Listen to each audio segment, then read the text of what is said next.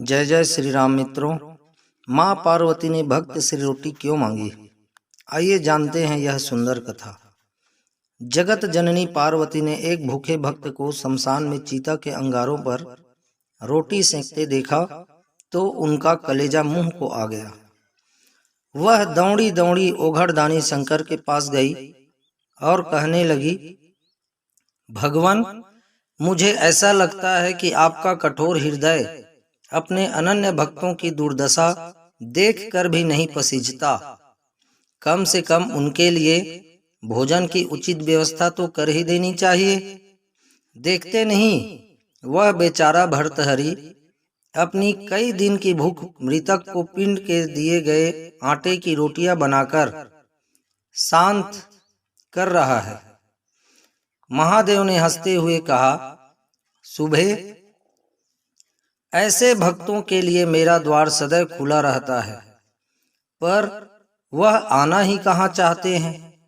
यदि कोई वस्तु भी दी जाए तो उसे स्वीकार नहीं करते, कष्ट उठाते रहते हैं। फिर ऐसी स्थिति में तुम ही बताओ मैं क्या करूं?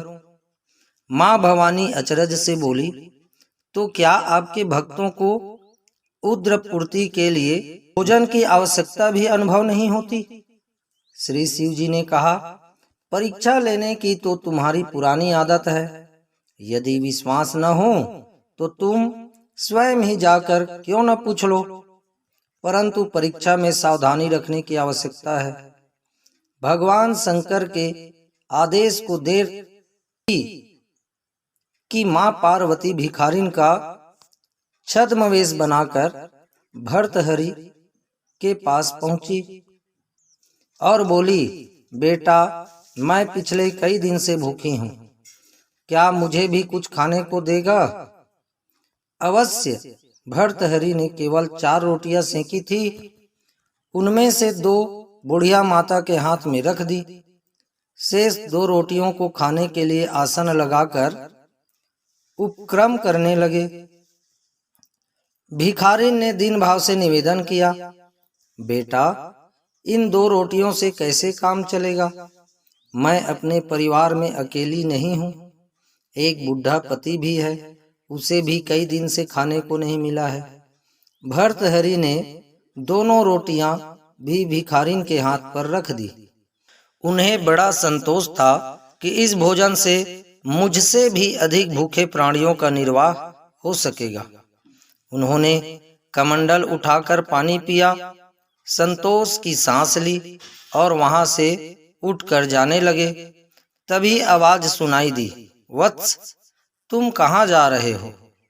भर्तहरि ने पीछे मुड़कर देखा, माता पार्वती दर्शन देने के लिए पधारी है।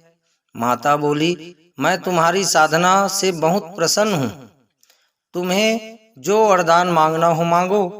प्रणाम करते हुए भर्तहरि ने कहा, अभी तो अपनी और अपने पति की क्षुधा शांत करने हेतु मुझसे रोटियां मांग कर ले गई थी।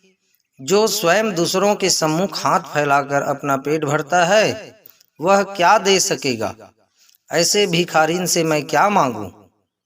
पार्वती जी ने इतनी बात सुनकर अपना असली स्वरूप दिखाया और कहा, मैं सर्वशक्तिमान हूँ, तुम्हारी पर दुख कातरता से बहुत प्रसन्न हूँ, जो चाहो सो वर मांगो।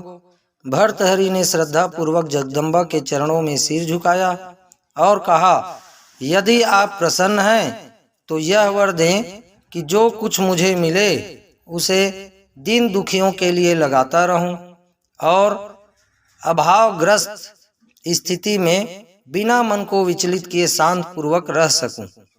पार्वती जी ने एवमस्तु कहकर भगवान शिव के पास लौट गए। त्रिकालदर्शी शंभु यह सब देख रहे थे। उन्होंने मुस्कुराते हुए कहा, भद्रे, मेरे भक्त इसलिए दरिद्र नहीं रहते कि उन्हें कुछ मिलता नहीं है, परंतु भक्ति के साथ जुड़ी उदारता उनसे अधिकाधिक दान कराती रहती है और वे खाली हाथ रहकर भी विपुल संपत्ति वालों से अधिक संतुष्ट बने रहते हैं। इस प्रकार भक्तों की जो दरिद्रता है वो भक्तों की अपनी मर्जी से होती है।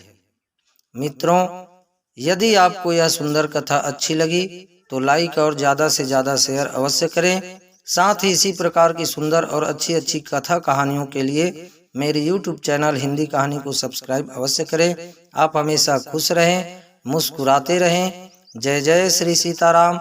हर हर महादेव।